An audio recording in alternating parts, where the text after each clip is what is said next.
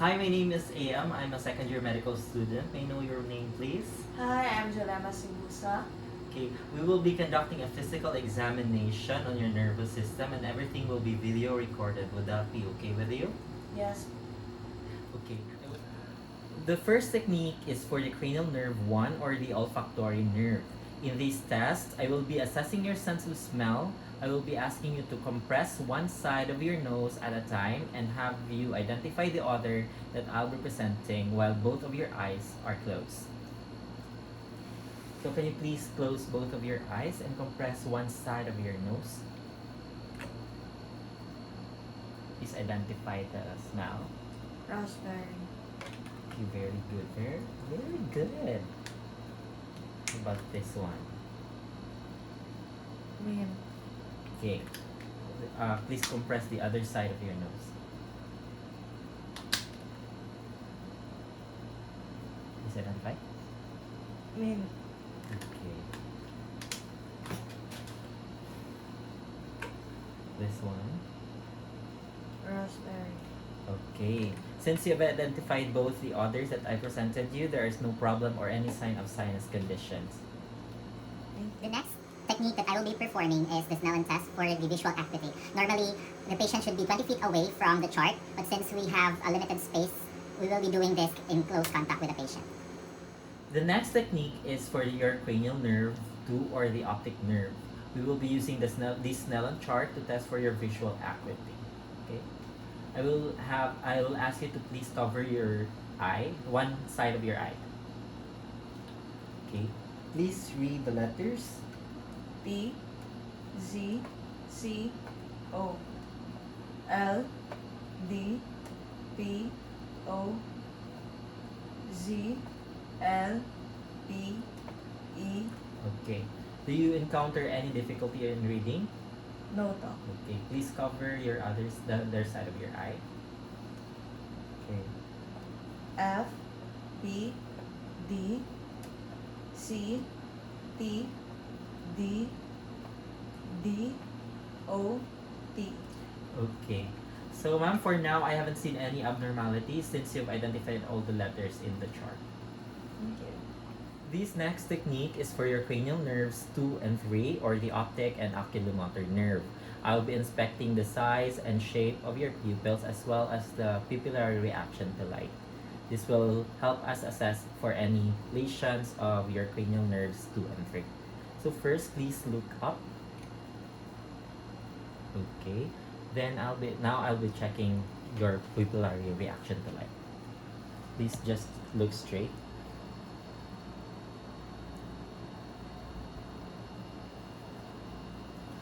Okay, I haven't seen any abnormalities with your pupils as well as its size and shape, and there is a normal light reaction. Thank you. Next is for your cranial nerves 3, 4, and 6, or the oculomotor, trochlear, and abducens nerve. I'll be testing your extraocular movements in the 6 cardinal directions of gaze, and I'll be looking for loss of conjugate movements in any of the 6 directions. Without any movement of your head, please follow my pen light with your eyes. Okay.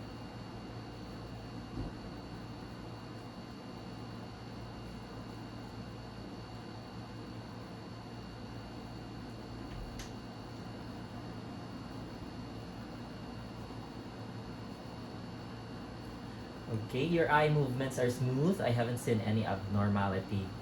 Thank you. Now, next procedure is to assess cranial nerve 5 or your trigeminal nerve to assess possible peripheral nerve damage as well as muscle weakness.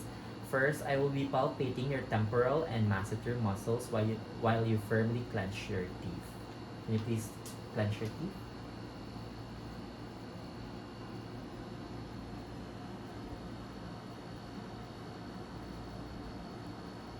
Okay, now can you open your mouth and move your jaw from side to side? Okay, this is to check your any weakness in your masseter and pterygoid muscle. So, okay, your temporal and masseter and your pterygoid muscles are intact. Thank you. Next, I'll be doing the corneal reflex to test for any lesions in your cranial nerve 5 and 7. Can you please look up and towards the wall, please?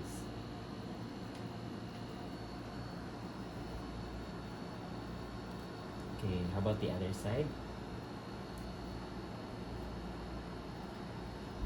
Okay, you have a positive corneal reflex on both your eyes. The next technique is for our cranial nerve 7 or the facial nerve. In this test, I will inspect for your face both at rest and during conversation. Okay, ma'am, can you please raise both of your eyebrows and look upward? Okay, thank you. Now, can you do a frowny face? Okay. Okay, so please close both of your eyes as I try to open them up. Try to resist. Okay? Okay. This is to test the muscle strength of your ocular muscles. Okay, thank you very much. Now, can you open your mouth and can you show both your upper and lower teeth? Okay, thank you. Can you please smile for me? Okay. Now, puff out both of your cheeks so that I can palpate for even muscle tone. Other side, please.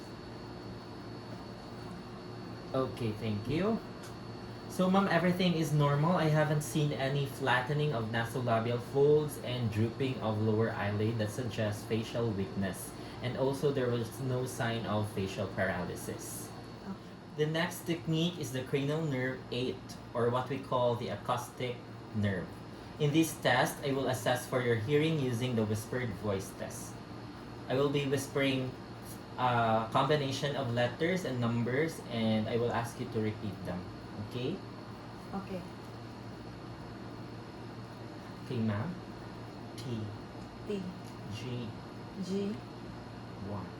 1, Okay, the other side. F, F, 2, 2, 9. 9. Okay, very good. So, ma'am, there were no problem with your hearing because you identified the patterns that I whispered a while ago. Our next technique is for the cranial nerves 9 and 10, or the glossopharyngeal and vagus nerve respectively. So now I will check if you have difficulty swallowing and will perform the gag reflex test. Okay, can you please take a sip of water? Do you feel any pain while swallowing the water? None. Okay. So can you please open your mouth and say ah? Okay. Now I will use a tongue depressor to perform the gag reflex. Are you okay with that, ma'am? This is just a quick procedure and it's not painful. Open your mouth, please. Okay, ma'am. I have seen that everything is fine. There was no indication that you have difficulty swallowing and your palate normally raises symmetrically. The uvula remains in the middle and each side of posterior pharynx moves medially. The next procedure that we will do is for the cranial nerve 11 or the spinal accessory nerve. This will test for the fasciculations and also the strength and contraction of your trapezius and sternocleidomastoid muscle. Okay, can you please turn your back? Can you try to shrug your shoulders upward against my hand? Okay, thank you very much. Please face forward. Okay, now ma'am, I will observe any contraction in your sternocleidomastoid. Please try to turn your head against my hand. Okay, the other side please. Okay, thank you. Everything is good. I haven't noticed any atrophy or fasciculation in your trapezius muscle that may point to a peripheral nerve disorder. And there is no trapezius and sternocleidomastoid paralysis as well. Our next procedure is for our cranial nerve 12 or the hypoglossal nerve. This test, I will inspect your tongue and will look for atrophy, fasciculation, asymmetry, and deviations. So now ma'am, can you please take out your tongue?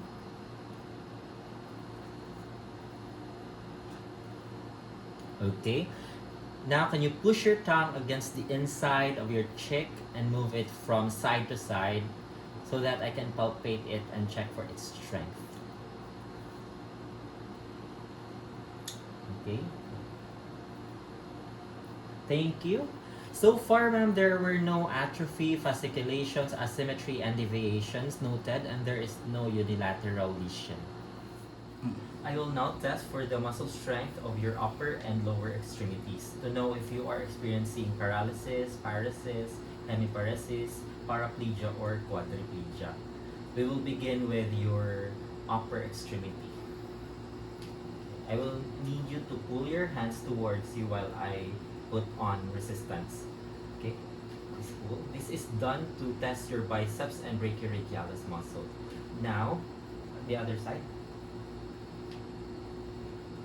Okay. Now to test your triceps, you will try to extend your hand while I put resistance. No, just try to push. Okay. Another one. Okay. Now let's check your lower extremities. We will begin with the strongest muscle in your body, which is your quadriceps. Okay. Can you straighten your legs against my hand, please? Okay. The other side. Okay.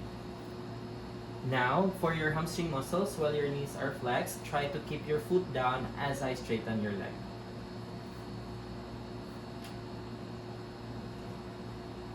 The other side. Okay. Thank you. Okay, there is an active movement against full resistance without evidence of fatigue. That is normal muscle strength, which is a 5/5. These next tests is for your grip strength. This will help us assess for any peripheral nerve disease, particularly in your median and ulnar nerve. Also for carpal tunnel syndrome, arthritis, epicondylitis, and cervical radiculopathy. Try to squeeze my middle and index finger as hard as possible as I try to pull it out. Okay, now the other one, the other side. Okay, you have a good grip strength. These next tests we are going to do is to inspect weak opposition of your thumb, which may be caused by a median nerve disorder such as carpal tunnel syndrome. So I will need you to try to touch your little finger while I apply resistance. Okay? Okay, the other side. Okay, I did not notice any weak opposition. The last test we will do for your motor system is the foot dorsiflexion to test your tibialis anterior muscle and plantar flexion to test your gastrocnemius and soleus muscle. To test with ankle dorsiflexion, try to pull up your foot against my hand. Okay, now try to push down against my hand to test your plantar flexion. Okay, the other side, please. Pull. Okay, try to push. Okay, very good. So you have a very good muscle strength. We will now assess for any cerebral disease, dysmetria, or intention tremor with arms finger to nose test. Can you please touch my finger, then your nose alternately? Okay. Now with your eyes closed, try to touch my finger, then your nose alternately. These maneuvers are tests for position sense and the function of both the labyrinth of the inner ear and the cerebellum. Since you were able to touch my finger with your eyes both open and closed, everything is normal. Thank you. This next test is the heel to shin test. This is to assess cerebellar disease as well as position sense. Then try to do what I just did. I'm just going to do this one up to your toe and repeat this on the other side with your eyes open first. Okay, can you do it please?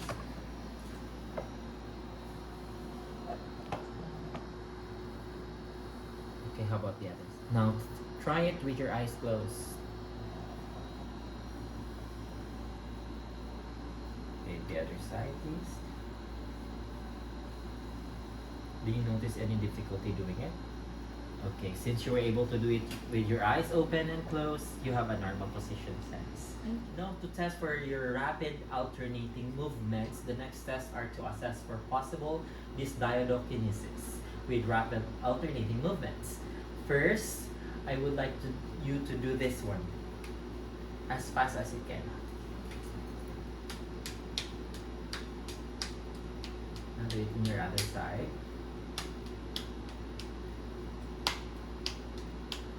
Now how about doing this? Okay, the other arm. Now with your foot, the ball of your foot, repeatedly tap it. The other side. Okay, very good. Since everything, you were able to do it normally, everything is normal. Thank you. Okay, Jolema, our next examination is for your gait. This is to assess gait abnormalities possibly caused by corticospinal tract damage or ataxia. First, I would like to ask you to walk across the room, please. Do your normal walk. Okay. Next, I would like to ask you to walk heel to toe in one straight line. Okay. Very good. Next is, lastly, this would be the last. I would like you to walk with your heels and then with your toes. Heels first. Very good. Okay. Very good. Thank you. Since there are no noticeable difficulties performing this test, your gait is normal. We will now proceed with the Romberg test. This is mainly to test for your position sense. So I will be asking you to stand with your feet together for 30 seconds. Okay, assuming that we are done with the 30 seconds, now will you try to do it with your eyes closed? Okay. In ataxia from dorsal column disease and loss of position sense, vision compensates for the sensory loss. A loss of balance with your eyes closed is a positive Romberg sign. Do you feel any loss of balance or any nausea when you do it with your eyes closed? No, no. Okay, very good. So our next examination, Jolema, is the pronator drift. This is to test for any corticospinal tract lesion as well as in your lesions in your contralateral hemisphere. So can you please stand with both your arms held straight forward, then palms up. Okay. Can you please close your eyes? Okay. Actually, Aya or Jolema, pronator drift occurs when one forearm and palm turn inwards and down. In your case, this did not occur within the 20 seconds, so it is normal. Okay. Okay. We are now done with the gait. We will now proceed with sensory. This first test is for your pain sensation. This will test pain sensitivity. For this test, I will be using this one, the brush bristles for the sharp and this side for the dull. Then tell me if you feel any sharpness or dullness. Okay? Close. That's okay. Sharp. Done. Okay. Sharp. Done. In an absence of pain sensation is referred to analgesia. A decreased sensitivity to pain is referred to hypoalgesia. And increased pain sensitivity is referred to hyperalgesia. So in your case, you were able to identify between this sharpness and dullness, so it's normal. Thank you. Now for the test for temperature, I will be testing for your skin temperature. With this test, I'll be using 2 containers filled with hot and cold, and I'll let you identify which is which. Okay? Cold. It's cool. Hot. Isa ko hot. Okay. So testing skin temperature is often omitted if pain sensation is normal, if there are sensory deficiencies. Okay. Now for the test for a light touch. With this test, I'll be using a fine piece of cotton and tap it into your skin lightly without putting pressure. Let me know if you feel the touch, and I'd like you to compare it with it without touching it. with a cotton.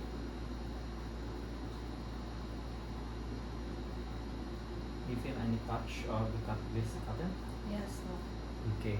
So testing callous skin should be avoided, for it is normally relatively insensitive. An absence of touch sensation is anesthesia. A decreased sensitivity to touch is hyperesthesia. And lastly, an increased sensitivity is defined as hyperesthesia. Okay, thank you. Thank you. Test is used to test for your position sense. With this test, I'll be grasping your big toe and hold it by each side between my thumb and index finger. Then I will pull it away from the other toes. While performing this test, I'll be asking you to close your eyes and tell me if it's up or down movement. Okay? Doc.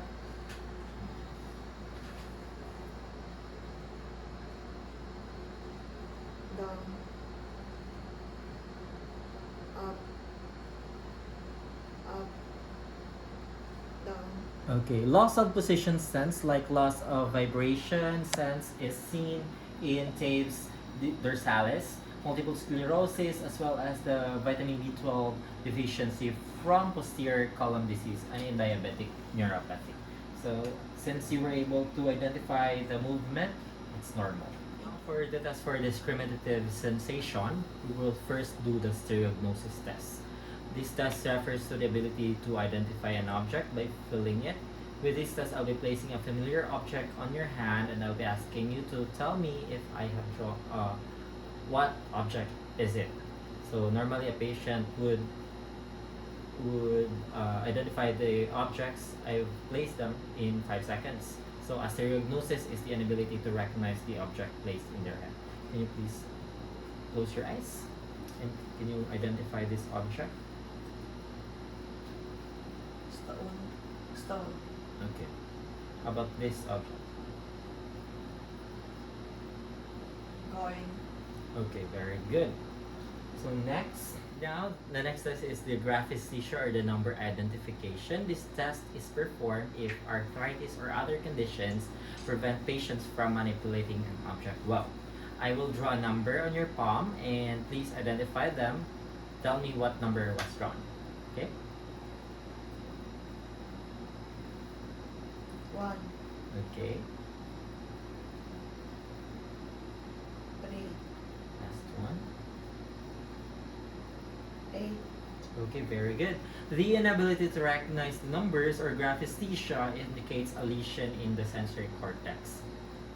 So the third test for discriminative sensation is the 2-point discrimination. Using the two ends of the open paper clip, I will be touching your finger pads and have you identify if it's 2 points or in 1 point touching your skin. Okay? Okay. 2. 1. 2. 2. 1. Okay. Lesions of the sensory cortex increase the distance between two recognizable points. So, okay, lesions of the sensory cortex increases the distance between two recognizable points. In your case, it's normal. Thank you. Now for the point localization, with this test, I'll be touching a point on your skin with your eyes closed. Then I will ask you to point it with your eyes open. Okay, can you please close your eyes? Open your eyes. Okay, close your eyes, please. Okay, last one. Open your eyes. Okay, very good. Lesions of the sensory cortex impair the ability to localize points accurately. But since you were able to point it accurately, everything's normal. In this part of the examination, I'm going to assess your muscle reflexes by using this reflex hammer. I'm going to start with your biceps. For the bicep reflex, I will flex your elbow partially while keeping your forearm pronated with your palm down. I'm going to place my thumb firmly around your biceps tendon and I'm going to strike it with this reflex hammer.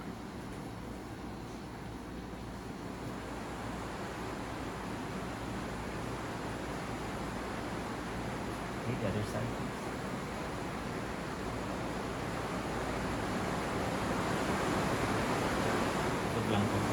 Now for your triceps reflex, I will still while your arms is at a flex position. I'm going to pull it slightly.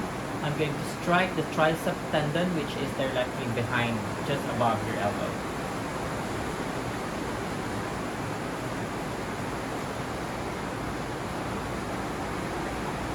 Okay, the other side. Okay, na. Now for the brachioradialis reflex, I'm going to place your forearm on your lap while it is partly pronated.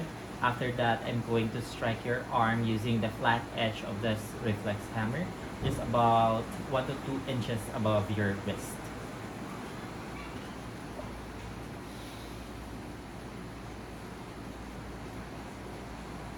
Okay, now proceed.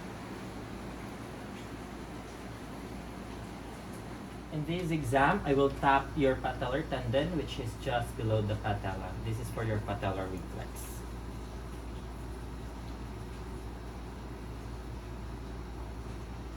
Okay, the other side. Just relax. Reflex, I'm going to raise your foot and just try to relax, okay? Then after that, I'm going to strike your Achilles tendon with my reflex hammer.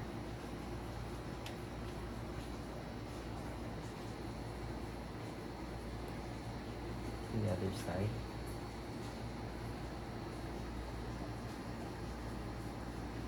Okay.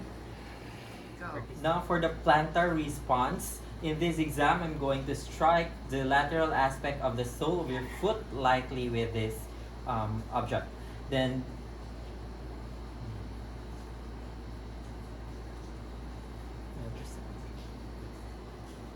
dorsiflexion of the big toe is a positive Babinski response arising from a CNS lesion after the affecting the corticospinal tract. In this last part of the examination for your reflexes, I will be doing the abdominal reflex. I'm going to stroke the 4 quadrants of your abdomen, going towards the center in a diagonal movement with this tongue blade. Abdominal reflexes may be absent in both central and peripheral nerve disorders. I will start.